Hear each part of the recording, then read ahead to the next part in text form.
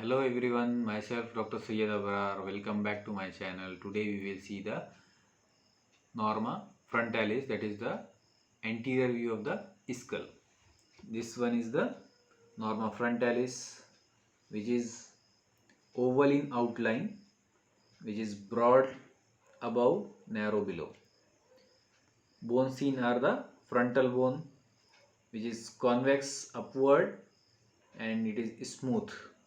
In the lower part it is irregular and is interrupted by the orbits and the anterior piriform aperture of the nose.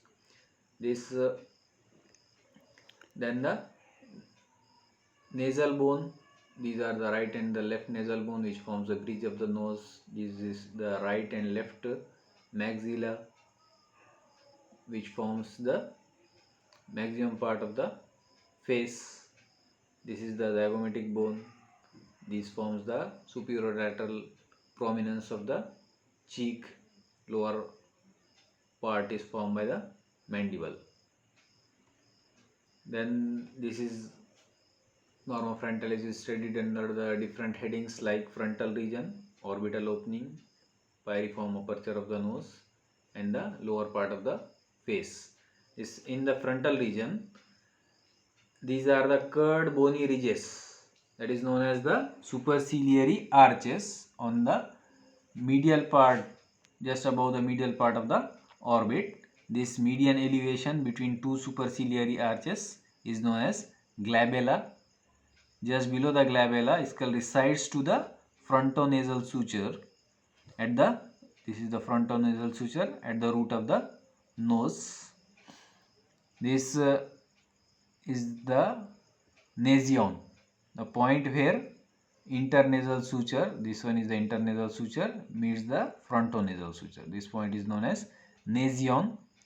This is the frontal tuber or frontal eminence just above the superciliary arches, which is low rounded prominence seen in the females and children.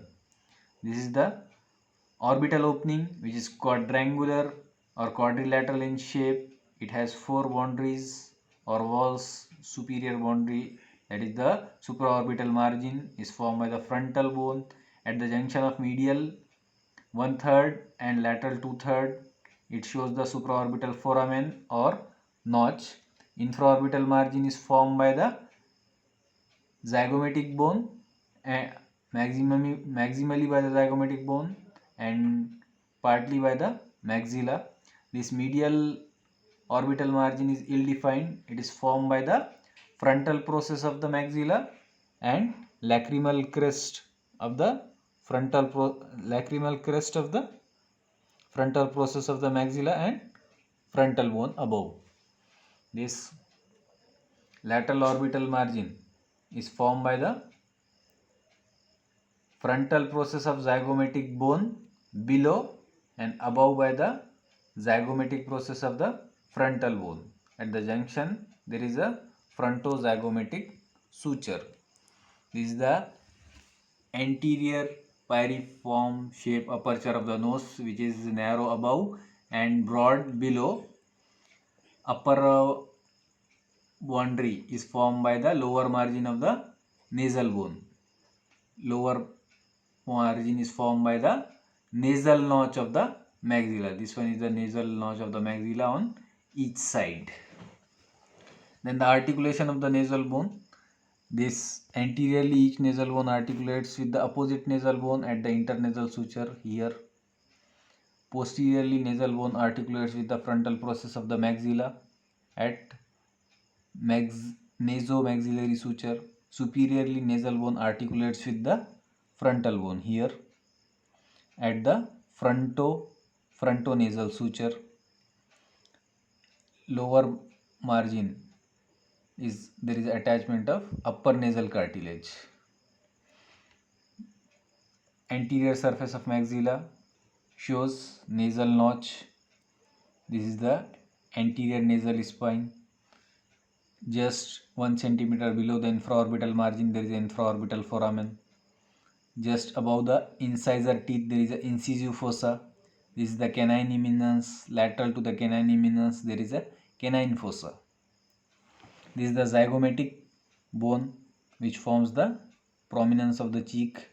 On its surface there is a zygomatic facial foramen.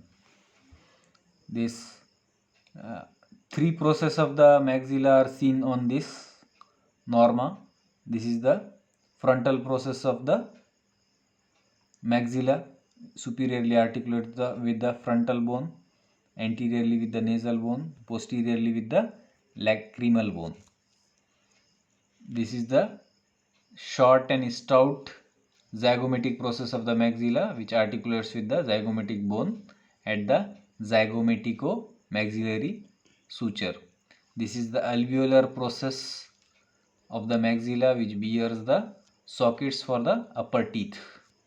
Lower part of the face is formed by the mandible which forms the lower jaw. Its upper margin shows the sockets for the lower teeth. Lower margin or base is rounded.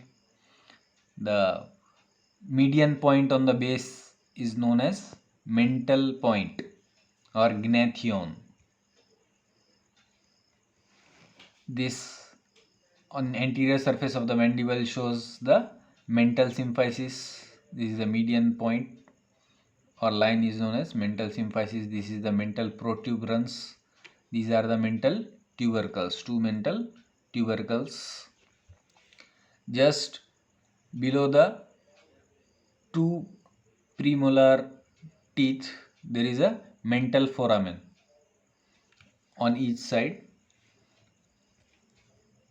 Just below the mental foramen there is an oblique line which runs upward and backward to the anterior margin of ramus of mandible.